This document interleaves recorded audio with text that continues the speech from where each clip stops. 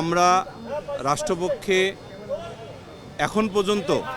10 জন সাক্ষীকে উপস্থাপন করেছি এবং মাননীয় ট্রাইব্যুনাল যথাযথভাবে 10 জন সাক্ষীর সাক্ষ্য রেকর্ড করেছেন এবং স্টেট ডিফেন্স লয়ার সেই 10 জন সাক্ষীকে জেরা করেছেন। আলটিমেটলি এই 10 জন সাক্ষীর সাক্ষ্য গ্রহণান্তে মাননীয় ট্রাইব্যুনাল একটু বিরতিতে গেছেন এবং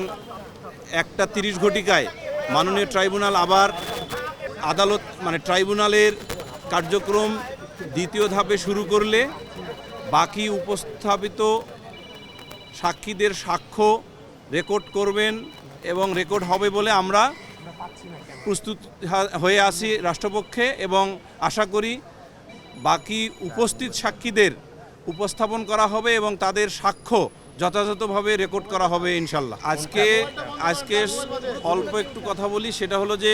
মামলার গুরুত্বপূর্ণ সাক্ষী ডিসিস্ট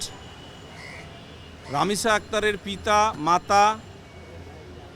রাজু নামের একজন সাক্ষী, তার বড় বোন রাইসা আক্তার এবং শেখ আবু শামা সাক্ষ্য দিয়েছেন। অর্থাৎ এই সাক্ষীর সাক্ষ্য থেকে আপাতত একটি জিনিস বলা যায়, সেটা হলো যে আমরা মামলার গুরুত্বপূর্ণ যে ইনক্রিমিনেটিং এভিডেন্স সেটা মাননীয় ট্রাইব্যুনালে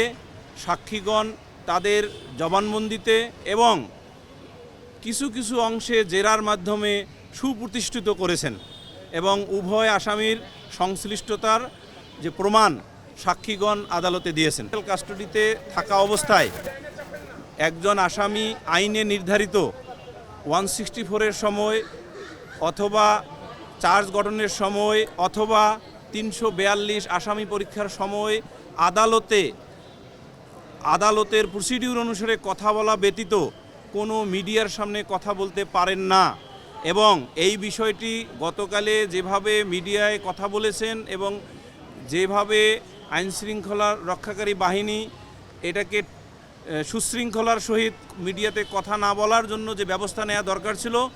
সেটা যেহেতু পরিলক্ষিত হয় নাই, সেইটুকু যাতে পরিলক্ষিত হয় ফার্দার প্রসিডিংয়ের ক্ষেত্রে, এই জন্য একটা আবেদন করেছিলাম এবং সেই আবেদনে মাননীয় ট্রাইব্যুনাল নির্দেশ দিয়েছেন যে আইনশৃঙ্খলা বাহিনী যাতে সুশৃঙ্খলভাবে আসামিকে তার